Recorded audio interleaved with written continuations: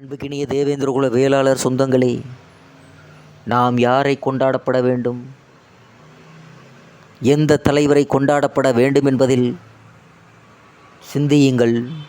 நாம் எல்லா காலத்திலேயும் ஏமாளியாக இருக்கக்கூடாது என்பதில் தெளிவாக இருக்க வேண்டும்.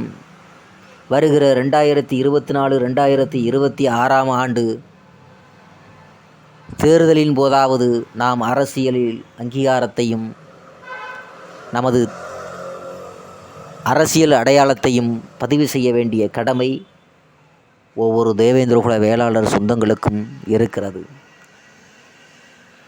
உதாரணத்திற்கு, கொண்டாடப்பட வேண்டியவர்கள் யார், கொண்டாடப்பட வேண்டிய தலைவர்கள் யார் யார் என்பதை பற்றி நமது தேவேந்திரகுல வேளாளர் சமுதாயத்தில் சில கருத்துக்களை நான் பதிவு செய்ய கடமைப்பட்டிருக்கிறேன். மவுண்ட் பேட்டன் பிரபுவா, காந்தியா, ராமதாஸா, எடப்பாடியா, மோடியா, புதிய தமிழகம் தலைவர் டாக்டர் கிருஷ்ணசாமி ஐயாவா என்று சில தலைவர்களை வரிசைப்படுத்தி நாம் இதில் யாரை கொண்டாட வேண்டும், யாரை போற்றப்பட வேண்டும் என்பதில் தேவேந்திரகுல வேளாளர் சமுதாய மக்கள் சற்று அமைதி நிலையில் இருந்து ஒரு தராசு தட்டில் வைத்து உங்களுக்காக, உங்களின் குரலாக தேவேந்திரகுல வேளாளர் சமுதாய மக்களின் குரலாக எந்த அரசியல் இயக்கம், எந்த அரசியல் கட்சி பயணித்தது, தேவேந்திரகுல வேளாளர் சமுதாயத்தின் குரலாக எந்த கட்சி இருந்தது என்று ஒரு தராசு தட்டில் வைத்து நிறுத்து பார்க்க வேண்டும். உதாரணத்திற்கு நான் ஒரு குட்டி கதையை நான் உங்களிடம் சொல்லுகிறேன். இந்தியா சுதந்திரம் அடைவதற்கு மகாத்மா காந்திஜி போன்ற போராளிகள் ஆர்ப்பாட்டம், கண்டன பொதுக்கூட்டம், உண்ணாவிரதம் போன்ற பல வகையான போராட்டம் நடத்தியதன் விளைவாக அன்று நம்மை ஆட்சி செய்த இங்கிலாந்தின் மவுண்ட் பேட்டன் பிரபுவால் நமக்கு சுதந்திரம் கொடுக்கப்பட்டது.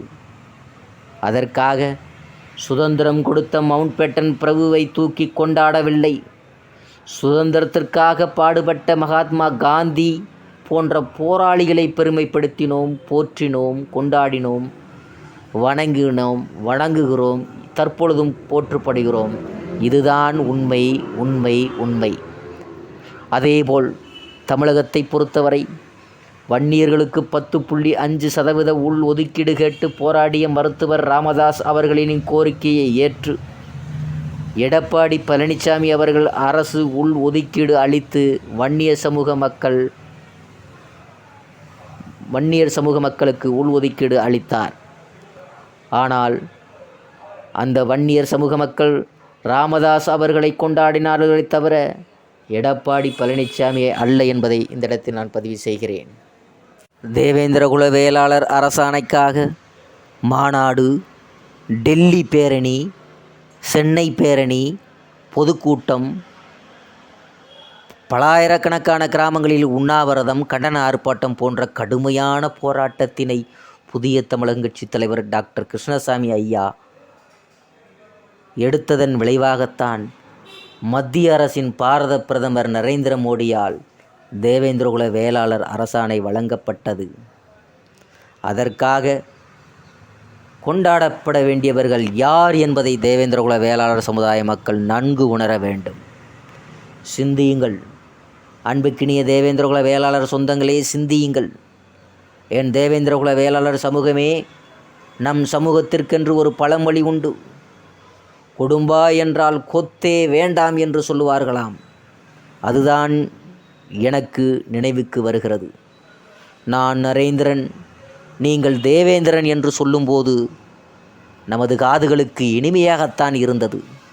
அதற்காக நாம் ஒவ்வொரு உயிராக பலியிடப்பட்டு கொண்டிருக்கும் போது நரேந்திரன், தேவேந்திரன் என்ற உணர்வு எங்கே போயிற்றது? மத்திய படை தமிழகத்திற்கு வந்திருக்க வேண்டாமா? சட்ட ஒழுங்கை காரணம் காட்டி ஆட்சியை கலைத்திருக்க வேண்டாமா? அவர்களில் எண்ணமெல்லாம் நமது தேவேந்திரகுல வேளாளர்களின் வாக்குகள் மட்டுமே குறியாக கொண்டதாக இருக்கிறது.